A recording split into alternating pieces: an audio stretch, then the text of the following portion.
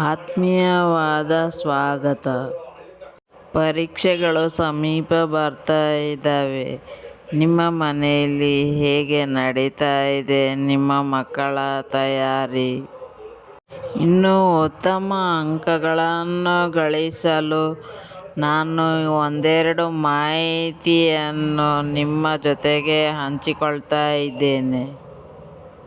ಮಗುವಿನ ಓದಿಗೆ ಮನೆಯ ವಾತಾವರಣ ಬಹಳ ಮುಖ್ಯವಾಗುತ್ತದೆ.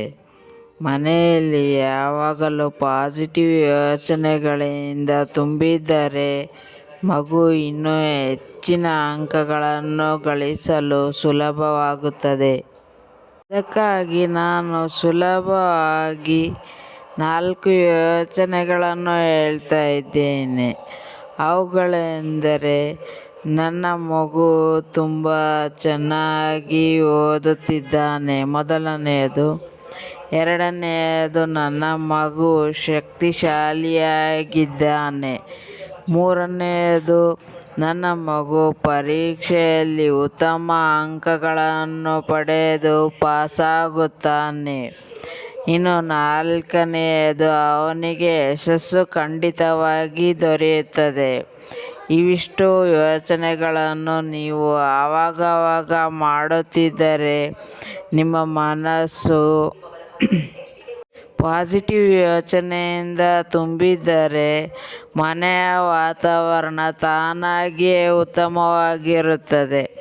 ಆ ವಾತಾವರಣ ಮಗುವಿನ ಮೇಲೆ ಪ್ರೇರಿತವಾಗಿ ಅದು ಉತ್ತಮ ಅಂಕಗಳನ್ನು ಗಳಿಸಲು ಸಾಧ್ಯವಾಗುತ್ತದೆ. ಅಷ್ಟಲ್ಲದೆ ಮಗುವಿನ ಮನಸ್ಸು ಶಕ್ತಿಶಾಲಿಯಾಗಿರುತ್ತದೆ. ಮನೆಯಲ್ಲಿ ಯಾವುದೇ ಕಾರಣಕ್ಕೂ ಜಗಳದ ಮಾತುಗಳನ್ನು ಆಡಬೇಡಿ. ಏಕೆಂದರೆ ಅದರಿಂದ ಮನೆಯ ವಾತಾವರಣ ಹಾಳಾಗುತ್ತದೆ. ಇದರಿಂದ ಮಗುವಿನ ಓದಿಗೂ ಅಡೆತಡೆ ಆಗಬಹುದು. ನೀವು ಏನಾದರೂ ಬೇರೆ ಕೋಣೆಯಲ್ಲಿ ನಾವು ಜಗಳ ಆಡ್ತೇವೆ, ಆ ಮಗು ಓದುವ ಕೋಣೆ ಬೇರೆ ಅಂತ ಅಂದುಕೊಳ್ಳಬೇಡಿ. ಯಾಕಂದರೆ ಮನೆಯ ವಾತಾವರಣ ಪೂರ್ತಿಯಾಗಿ ಶಾಂತಿಯಿಂದ ಇದ್ದರೆ, ಒಳ್ಳೆಯ ಯೋಚನೆಗಳಿಂದ ಇದ್ದರೆ ಮಗುವಿನ ಓದಿನ ಸಲುವಾಗಿ ಅನುಕೂಲಕರವಾಗಿರುತ್ತದೆ. ಪರೀಕ್ಷೆಯ ಬಗ್ಗೆ ಭಯ ಮತ್ತು ಒತ್ತಡದ ಮಾತುಗಳನ್ನಾಡಿ ಮಗುವನ್ನು ಗಾಬರಿಗೊಳಿಸಬೇಡಿ. ಅದರ ಬದಲು ಮಗುವಿನ ಜೊತೆಗೆ ಪ್ರೀತಿಯಿಂದ ಒಳ್ಳೆಯ ಮಾತುಗಳನ್ನಾಡಿ. ಇದರಿಂದ ಮಗುವಿಗೆ ಸ್ವಲ್ಪ ಧೈರ್ಯ ಇರುತ್ತದೆ ಮತ್ತು ಉತ್ತಮ ಅಂಕಗಳನ್ನು ಗಳಿಸುವಲ್ಲಿ ಸಹಕಾರಿಯಾಗುತ್ತದೆ. ಪರೀಕ್ಷೆ ಬರುತ್ತದೆ ಮತ್ತು 2 ತಿಂಗಳಾಗಿದ ಮೇಲೆ ಮುಗಿಯುತ್ತದೆ. ಆದರೆ ನಾವು ಆ ಸಮಯದಲ್ಲಿ ನಮ್ಮ ಮನಸ್ಸು ಹೇಗಿರುತ್ತದೆ ಅನ್ನೋದು ತುಂಬ ಮುಖ್ಯ ಆಗುತ್ತದೆ. ಏಕೆಂದರೆ ನಮ್ಮ ಮನಸ್ಸು ಉತ್ತಮವಾಗಿದ್ದರೆ ನಮ್ಮ ಆರೋಗ್ಯ ಸರಿಯಾಗಿರುತ್ತದೆ.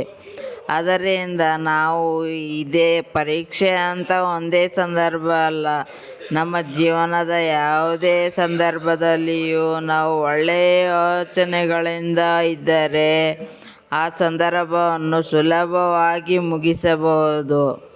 ಶುಭವಾಗಲಿ. ವಂದನೆಗಳು.